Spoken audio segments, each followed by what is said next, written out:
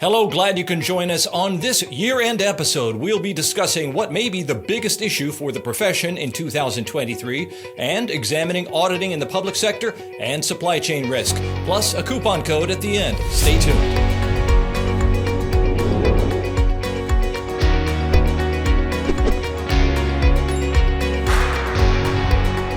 Hello and welcome. At a recent IIA member gathering, internal auditors were asked what they believed would be topics of focus in the profession for 2023, and the answers were pretty consistent. I think the ESG is very important. We have talked about it in the conference today, so I would say that is something we should focus on more. For 2023, ESG is a hot topic. I think ESG is going to be a huge internal audit topic next year. ESG, that's the number one. That's what we're getting from our board that they're interested in. ESG, obviously everybody's talking about that. That's very important. Right they are. ESG will continue to be a big priority in 2023, and two nations are showing just how big that priority is. On November 23rd, the U.S. Securities and Exchange Commission laid out a strategic plan for ESG and cybersecurity for the next 4 years. And while it does not set specific goals, experts said the roadmap shows the SEC is still prioritizing bolstered disclosure policies.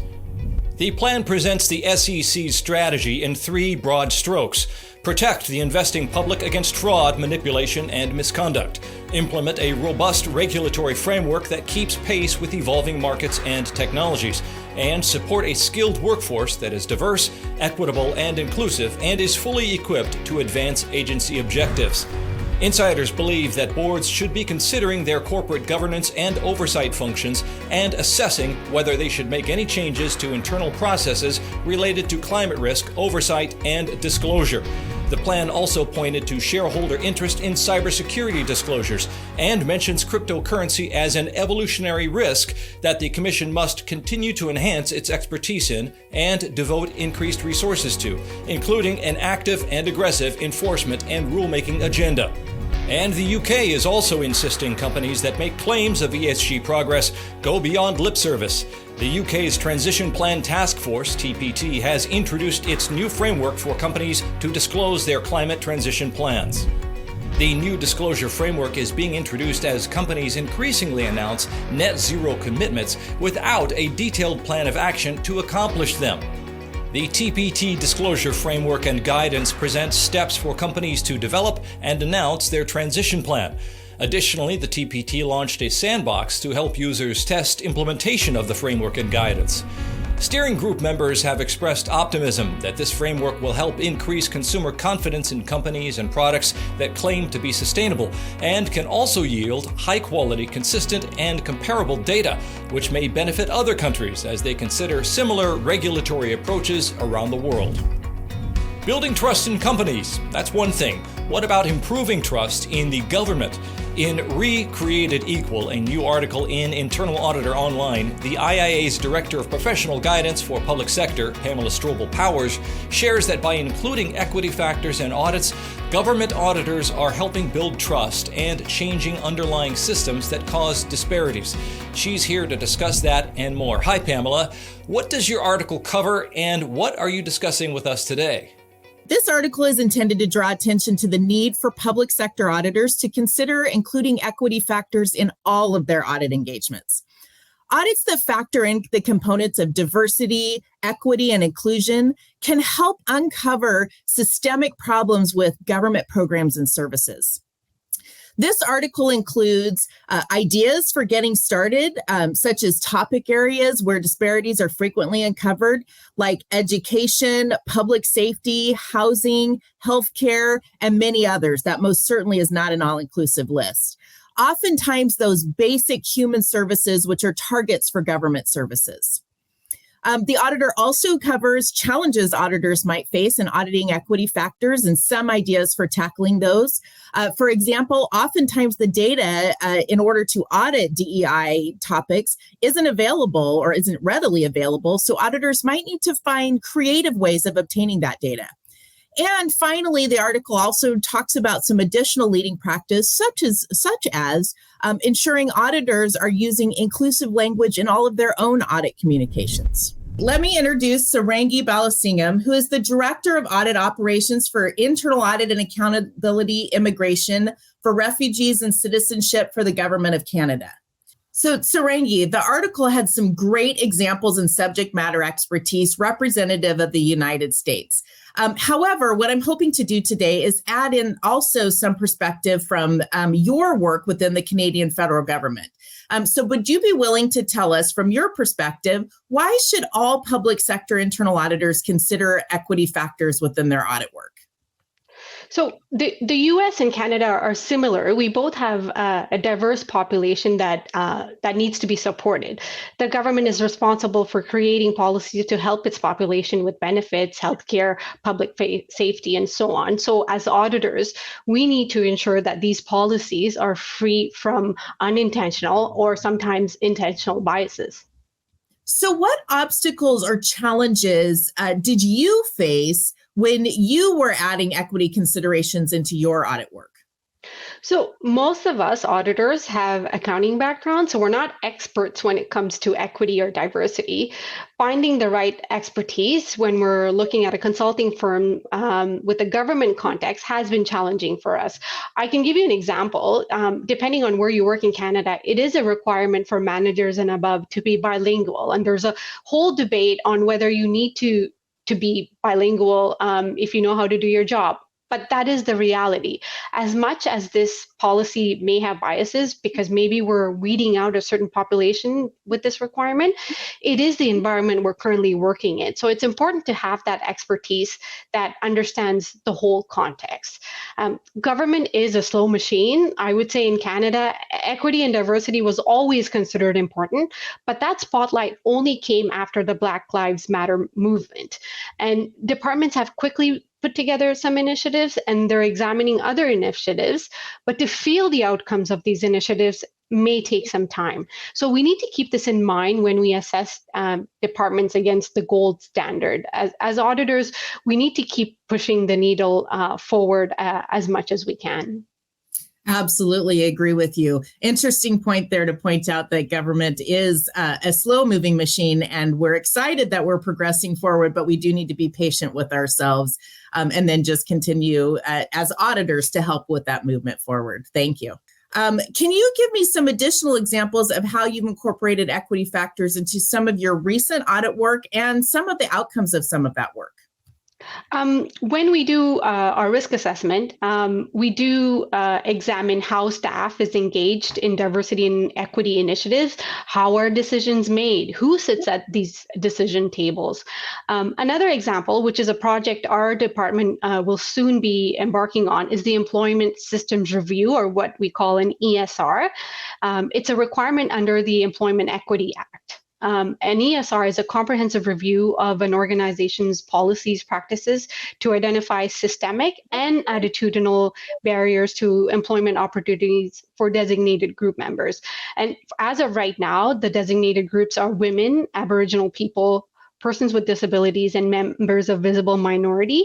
Obviously, there are other groups like the LGBTQ plus community, but they're currently working on examining and incorporating these groups into the Act. So as part of the ESR, we will be examining recruitment, selection, hiring, development and training, retention, and termination.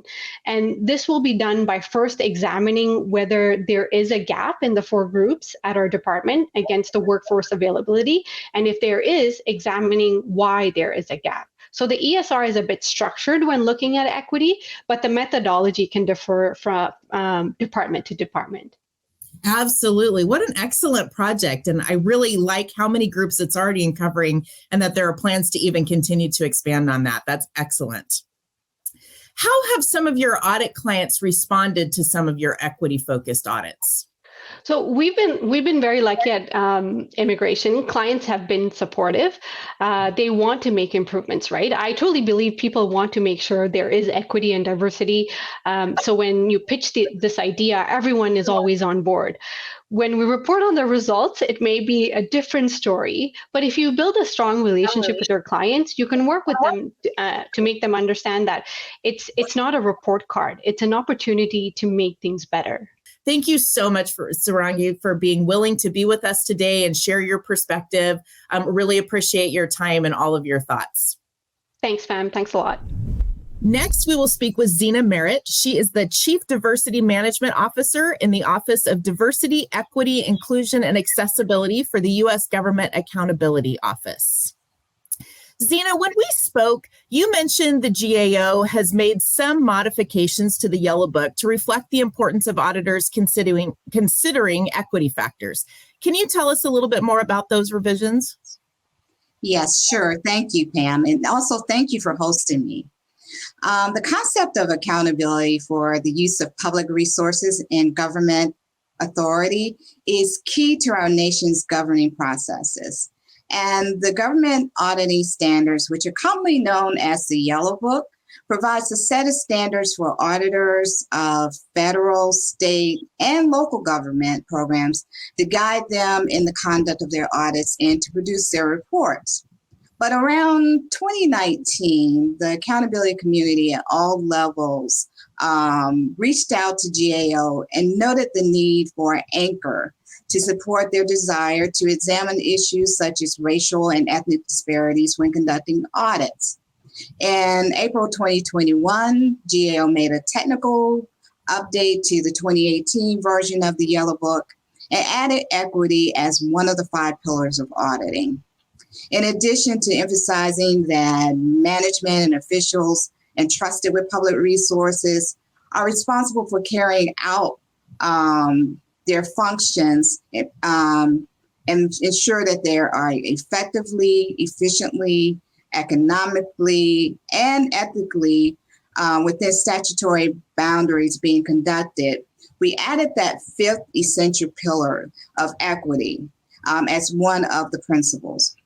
And specifically, examining whether a program or service is administered equitably means that the program or service consistently serves members of the public, distributes public services, and implements public policy in a manner that promotes fairness, justice, and equality.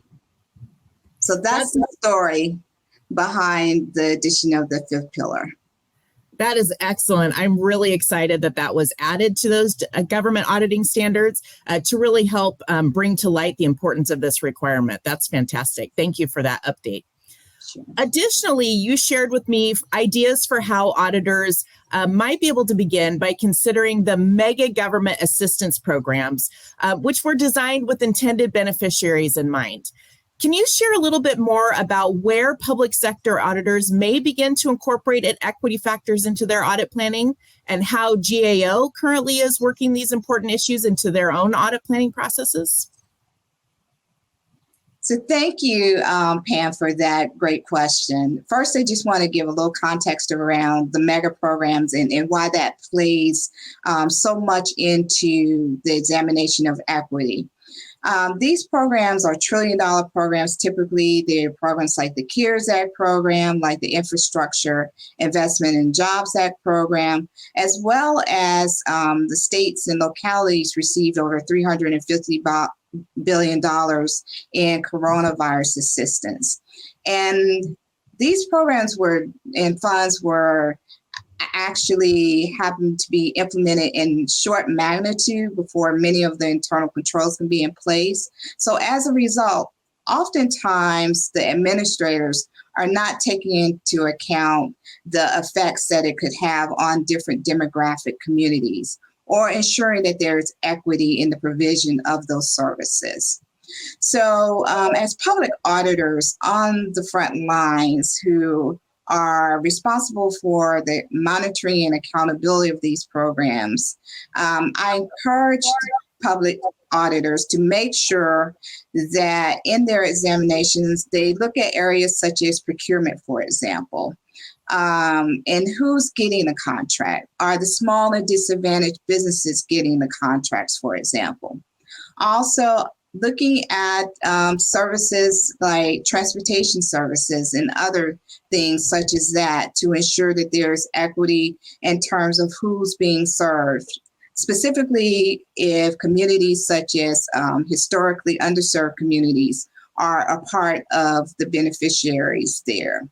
We've heard and we've seen instances in the media and so forth of how government officials have been involved in malfeasance in these areas. So it's very important to the public and instilling trust with them that the local auditors are there on the ground, helping to ensure that they are being well served.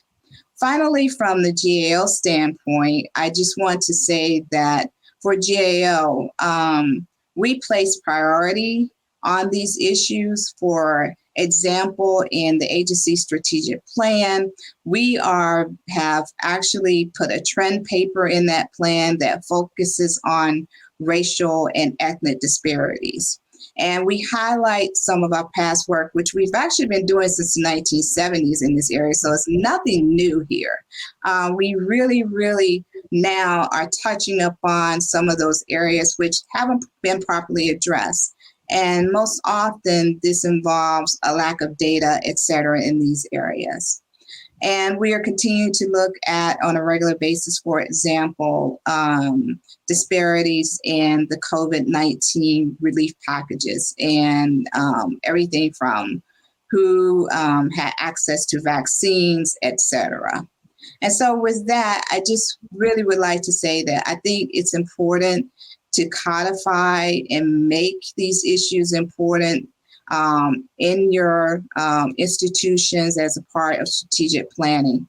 And also, I do acknowledge that a number of state and local auditors have already developed tools for conducting these types of audits, and that's a great start to this.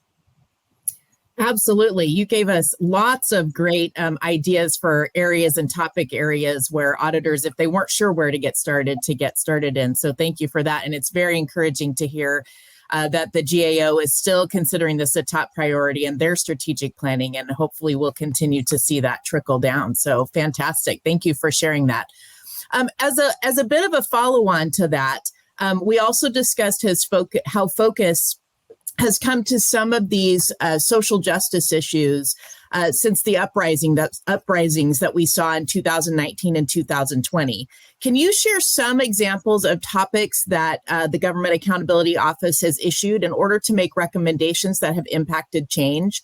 And again, continue to give ideas around how auditors at the state and provincial and local levels might be able to follow that example and apply some of these tactics even on a smaller scale? Sure.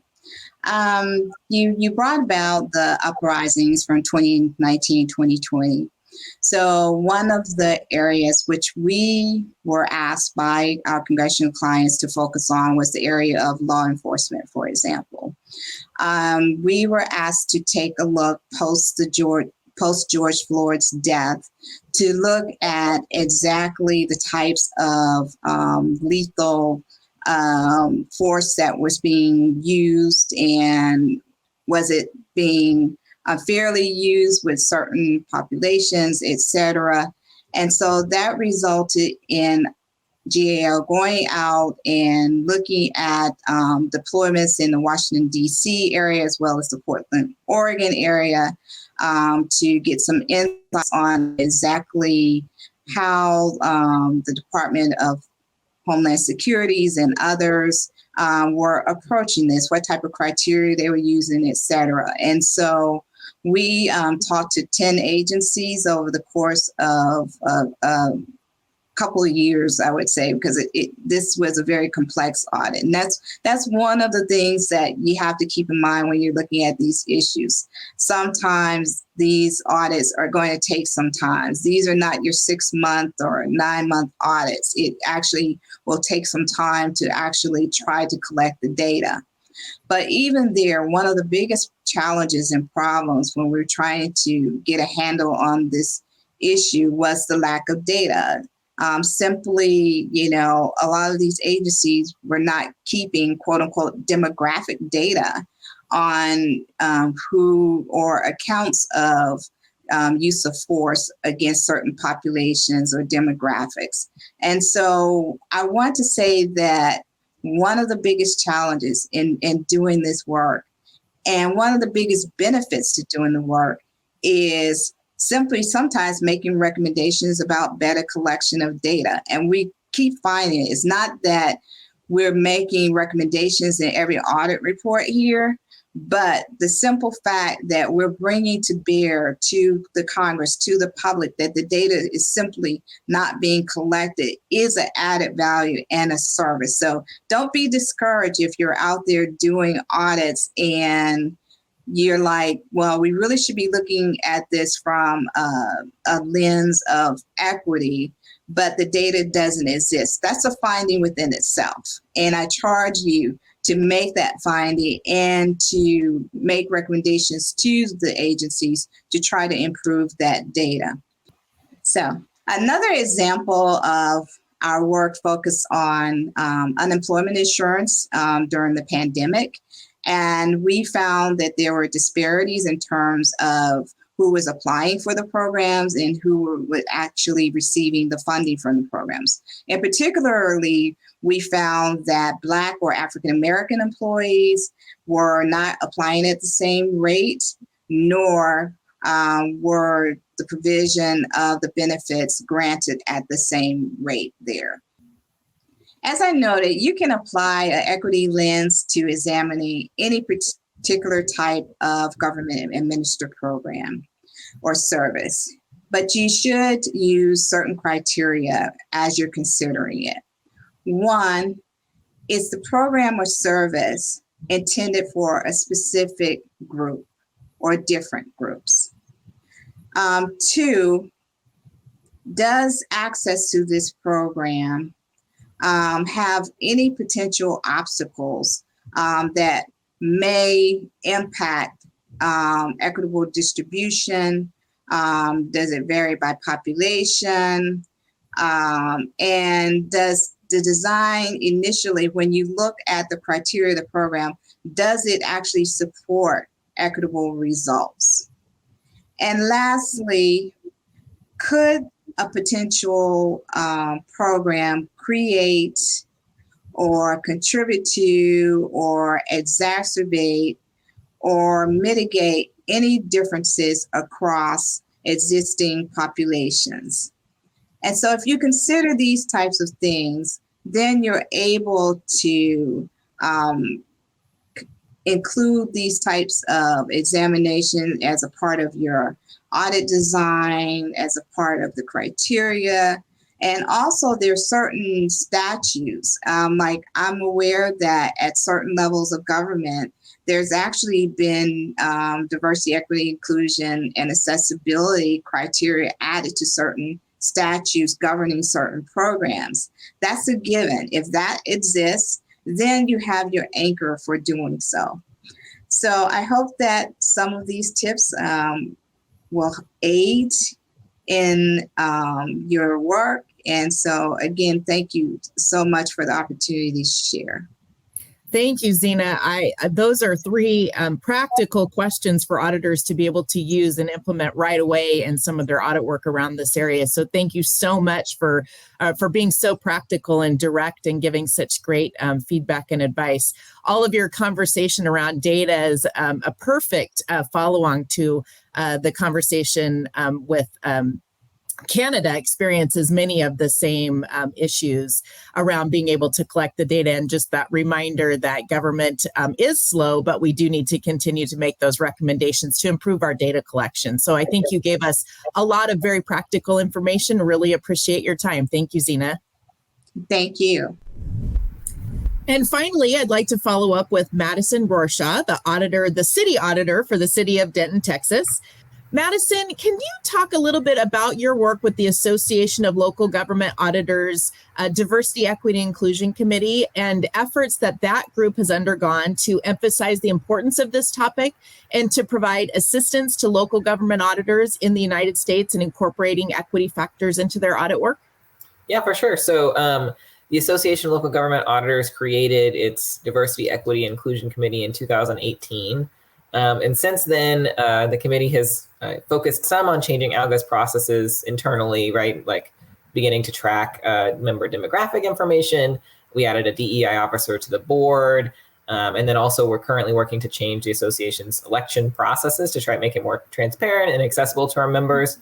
So really trying to, lead by example and show that this is important to ALGA.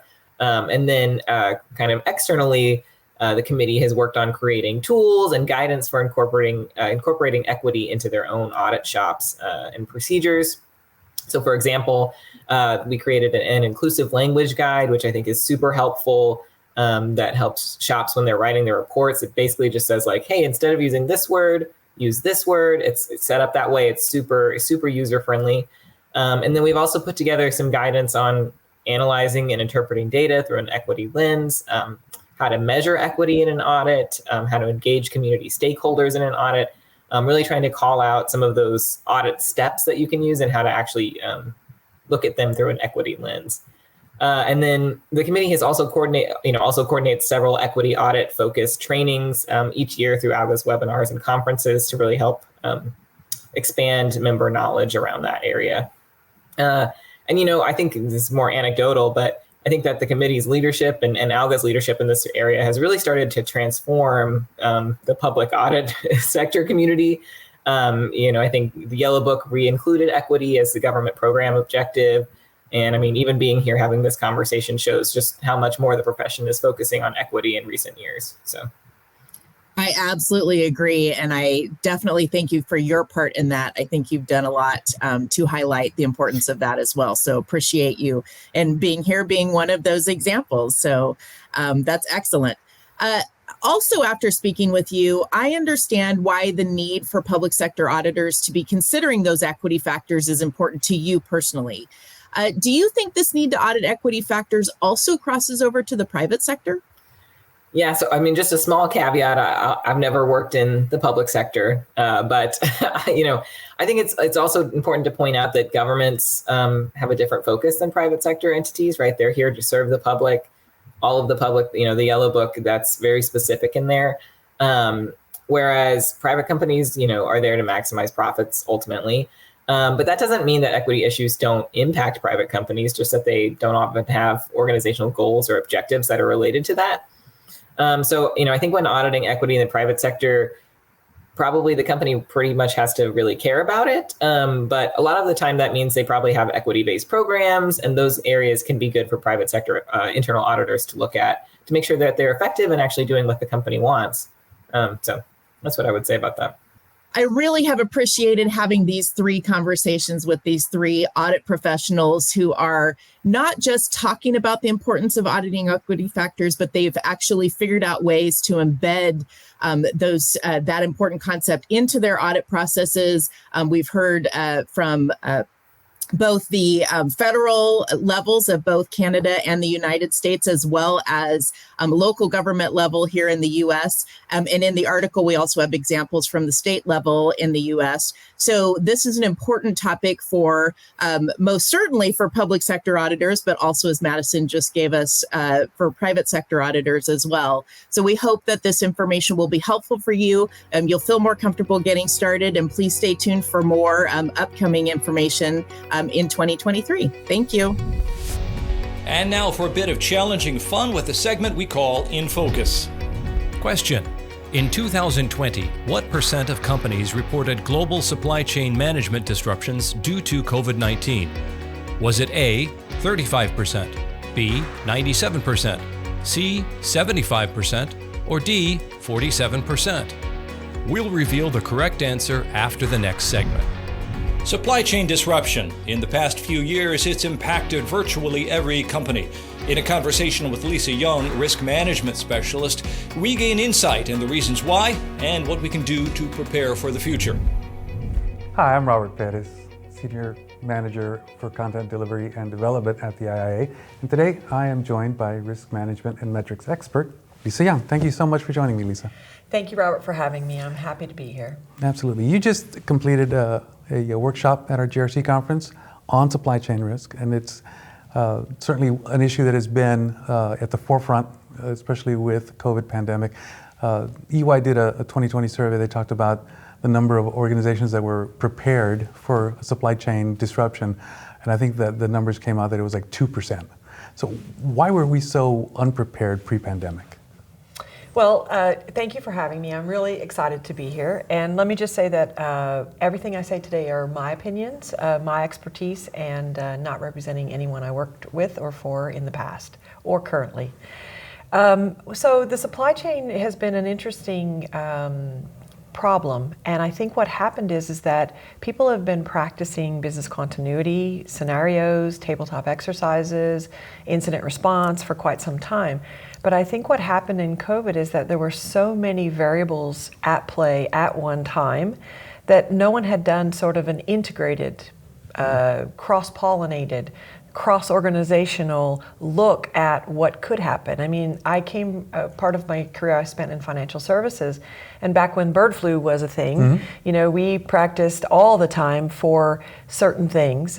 So we were well practiced at sort of one scenario or one part of one scenario. And I think with the COVID pandemic, it's just been everything all at once.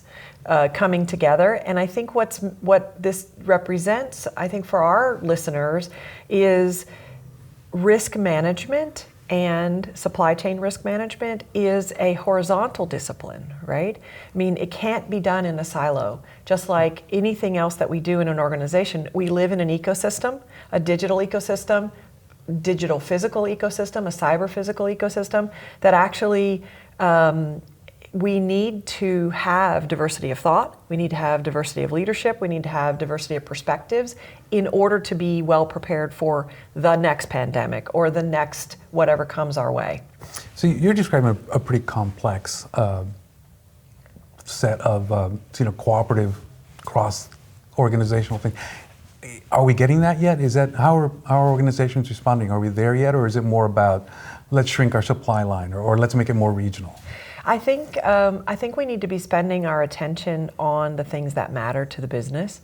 And what happens is yesterday in the workshop, we did a lot of scenarios, and I said there's a lot of good work going on in organizations around supply chain, but there's also a lot of unnecessary work, not based on business objectives, not based on risk, not based on what's really important to the delivery of our products and services. Right? Give me a couple of examples.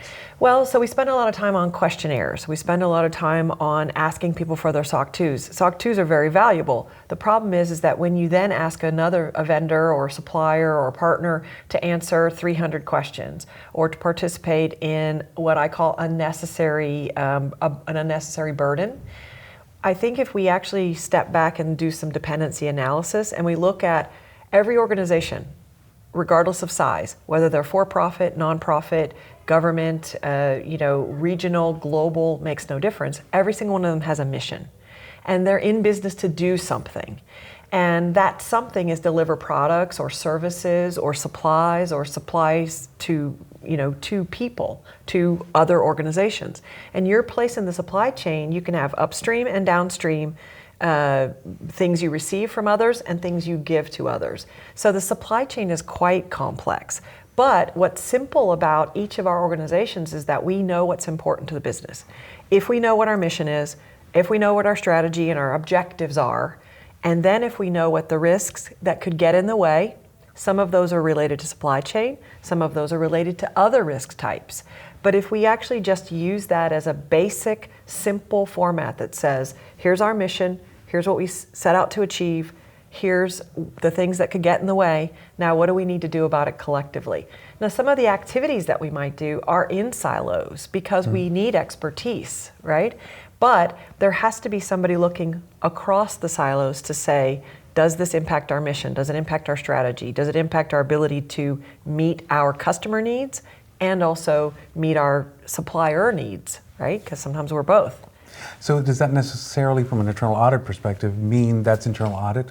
Are they the ones with that organizational-wide perspective? They certainly have a role to play. One of the things that I always talk about is that the internal audit criteria that gets developed in the planning horizon that happens should be done in conjunction with the risks team and with the business, right? So it shouldn't be separate. So if you're actually planning to meet your strategy, you need conformance to a set of criteria. You need people sort of overseeing and providing that governance. You also have to remember that the difference between audit and risk is that audit is looking, review and challenge, oversight. They're doing, conformance to criteria. Risk is about uncertainty. We don't know if something's going to materialize or not, right? And so you need both perspectives. And I think that's where, if both of those perspectives are tied to the strategy of the organization, you actually get a much better outcome. And you get, I know this isn't probably a popular opinion, but I always tell all my security friends, you need to make friends with the audit team. They are on your side. They are not adversarial. They are not your enemy. They are actually provide a very valuable service. And so, but I think the scope needs to be broadened from an audit perspective. I think the scope needs to be broadened to understand something that a control deficiency may or may not be a risk, right? And so we need to make sure that we level up both on the risk side and on the audit side, that we're actually doing things in support of the mission of the business. So a little bit of a curveball here, but how is the growing focus on ESG affecting supply chain discussions? Right, so environmental, social, and governance, is that when you say ESG, I'm in the right ballpark, and also diversity, equity, and inclusion. Absolutely. They're both in the same, they're things that we need to include in our discussions. I think what happens is that there's a lot more transparency needed in organizations so that their stakeholders and shareholders, some companies are private, they don't have stakeholders or they don't have shareholders. But I think shareholders want to know that an organization is representing things that they care about and that they can decide to do business with an organization. So I think, having supply chain transparency and making sure that you as an organization are very clear and understand what your suppliers bring to the table and what they don't bring to the table. And if they don't represent your values, then you actually need to find different suppliers, right? And so that conversation, in order for that conversation to happen, there needs to be transparency around what are our mission and values? What is our remit and what is our reason for being? Right? And then do our suppliers from which we source our raw materials, from which we source our people, from which we source our technology, which we source our other things, do they represent the values that we want to promulgate to our shareholders, stakeholders, and people we care about? Yeah.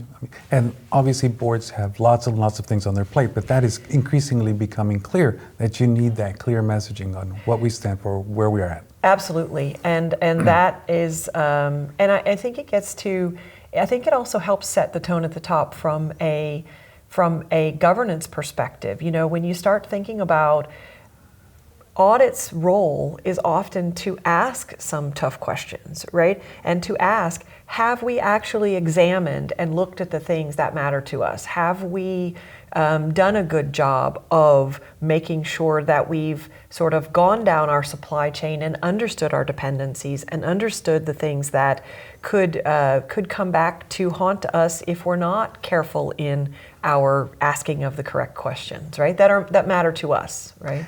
And that is made even more challenging. For the longest time, we were all thinking about, what does it mean for next quarter? We can't have that attitude, obviously. Right. And there are some companies and some cultures who actually look much further down the line. I think quarter by quarter, there should be objectives. There always are, and that's part of what drives our activities for a quarter. But at the same time, you have to have a longer time horizon because some of the subjects in environmental or sustainable, you need to plan ahead for the long term. It can't be quarter by quarter. So thank you so much for joining us today, Lisa. And thank you for having me. And now here's the answer to the In Focus Challenge, which was, in 2020, what percentage of companies reported global supply chain management disruptions due to COVID-19? Was it A, 35%, B, 97%, D, 47%, or the correct answer, which was C, 75%? For 43 years, the GAM conference has been the essential experience for audit executives seeking to be influential, indispensable, and informed. The IIA will be hosting the 2023 GAM conference March 13th through 15th in Dallas, Texas, and virtually with a 3-day experience dedicated to internal audit's best and brightest thought leaders. IIA members save an extra $200 when they register by January 31st. To register, visit theiia.org/GAM. Enjoy end-of-year savings on books from the IIA. To get 50% off select books, visit theiia.org/books22 and use the code BFD-books22. You can save 20% off of standard membership with any of the codes in the show description. The IIA is offering a 20% discount through December 31st, 2022 on new application fees for the CIA and CRMA designations. Visit theiia.org/accelerate for details. That's all for this month. Thank you for joining us. Be sure to subscribe, rate, and review. If you'd like to enjoy an extended version of the discussions featured today, visit theiia.org, where IIA members get access to a longer version of this episode with more information and insights on auditing in the public sector, overcoming the Great Resignation, and supply chain disruption.